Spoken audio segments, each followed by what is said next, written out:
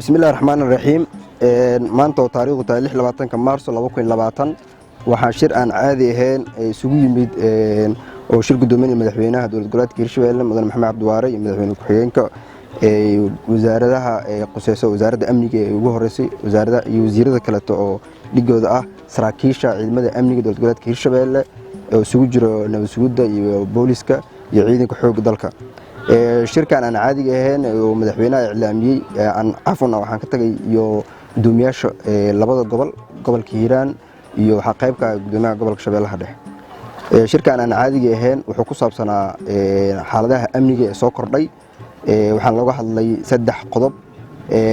qodobada looga hadlay oo ugu waaweyn waxa kamid ah qodobka koowaad guud ahaan waxa warbixin laga siiyay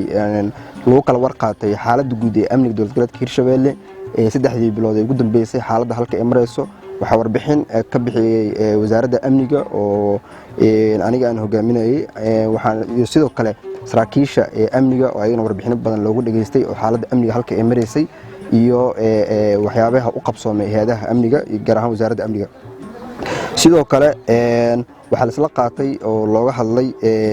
qorshaha kala guurka ama qorshaha ciidamada loo yaqaan transitional plan-ka qorshahaas oo aad dowlad goboleedka Hirshabelle ugu diyaar garowday maadaama aan ognahay in mar dhow oo bilaabo doono qorshahaasi guud ahaan dalka oo dhan gaar ahaan dowlad goboleedka Hirshabelle u diyaar garowday si ciidamada AMISOM haddii ay dhacdo in goobo badan ay baneeyaan loogu diyaar garoobo dowlad goboleedka Hirshabelle oo kaashanayso dowladda federaalka in la buuxiyo goobahaas sidoo kale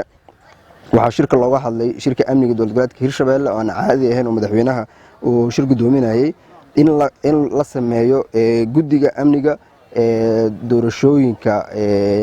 dowlad goboleedka Hirshabelle iyo heer federaal oo u diyaar garooba arrimaha doorashooyinka nagu soo foodkale sanadkan dabiiqiis hadduu Ilaahay yiraahdo labada doorasho midda ugu horeyso dowlad goboleedka Hirshabelle iyo midda dowladda federaalka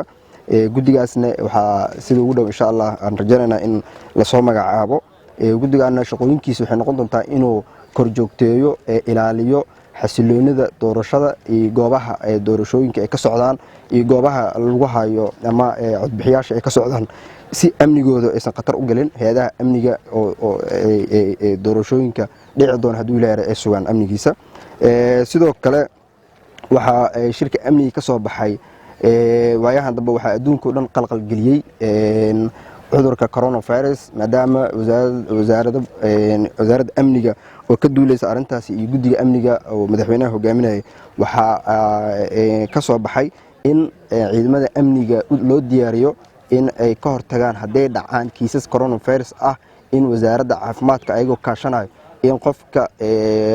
xanuunadaas oo kale sida eelboorada iyo xuduudaha dowlad goboleedka Hirshabelle leeyihiin dowladaha kale ee xubinta dowladda federaalka iyo in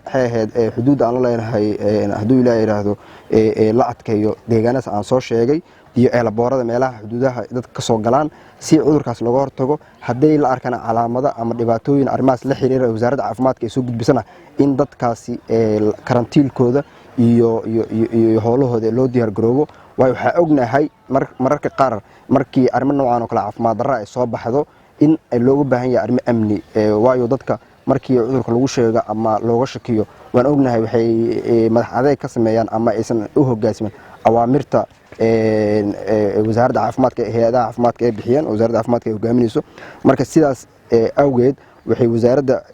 amniga iyo guddiga amniga iskaashanaya ay dhawaan la sameeyo doona hadduu Ilaahay yiraahdo guddi quseeya arrimaha la socodka dhaqdhaqaaqyada coronaviruska saraakiishaas loo xilsaara ama ciidamadaas amniga loo xilsaarana waxay xakameyn doonaa faafidda cudurka coronavirus si uusan dowlad goboleedka Hirshabelle uusan ugu faafin meelaha ay ka howlgali doonaan waa meelaha aan soo cayimay baraha dadka ay ka soo galaan iyo meelaha loogu talagalay in wasaaradda caafimaadka iyo guddiga caafimaadka ee quseeya ay noogu sheegaan in barahaas ay yihiin baraha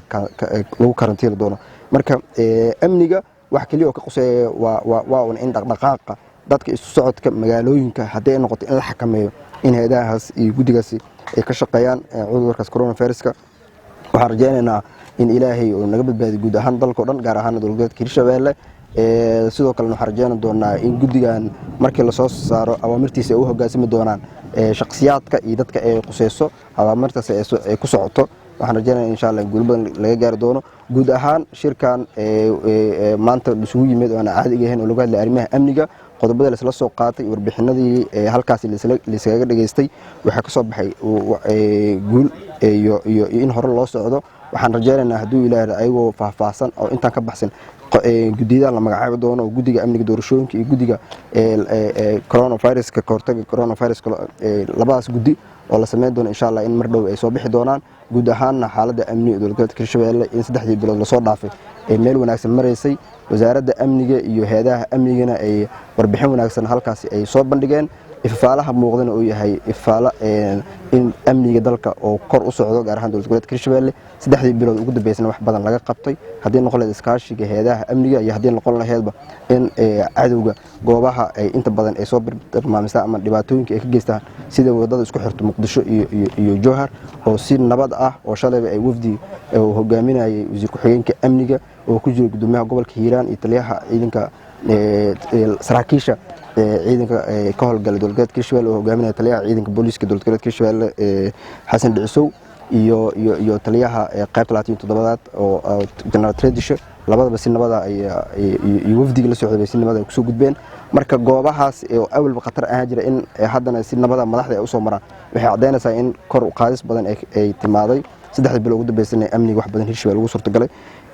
intaas ayuu noo shirkeena oo ku saabsanaa maanta waan mahadsantihiin billahi tawfiiq